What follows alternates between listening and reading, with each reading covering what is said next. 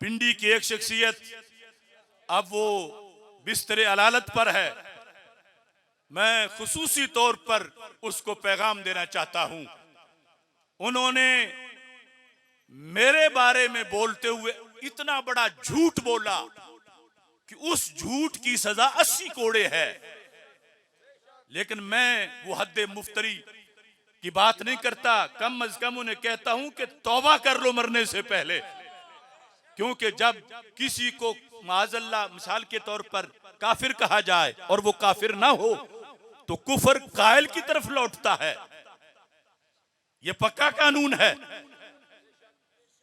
तो लफ्ज़े खताकार माज़अल्लाह सुम्मा माज़अल्लाह सुम्मा माज़अल्लाह, ये क़यामत तक कोई साबित नहीं कर सकता कि सैयदा पाक रज़ी अल्लाह ताला अन्हा के लिए माज़अल्लाह किसी ने लफ्ज़े खताकार हम अहले सुन्नत में से बोला हो। लेकिन हसीनुद्दीन शाह ने अपनी जुबान से लफ्ज़े खताकार बोला।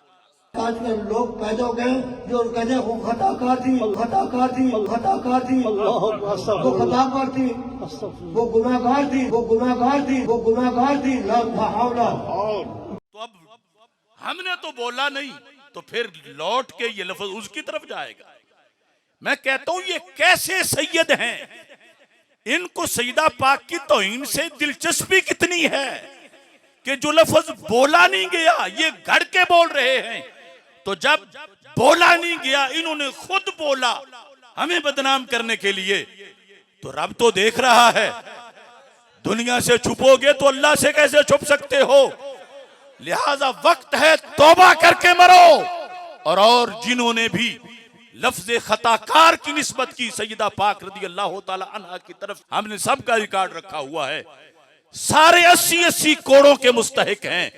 और फिर खुसूसी तौर पर उन पर तौबा लाजिम है कि वो लफ्ज जो वाकई बहुत बड़ा काबिल गिरफ्त लफ्ज है उन्होंने अपनी तरफ से घड़ के माज़अल्लाह इतनी बड़ी हस्ती के तरफ मंसूब कर दिया। तो ये धांधली की गई इंटरनेशनल एजेंसियों और ईरान के हवारियों और रवाफिज के सहूलतकारों की तरफ से।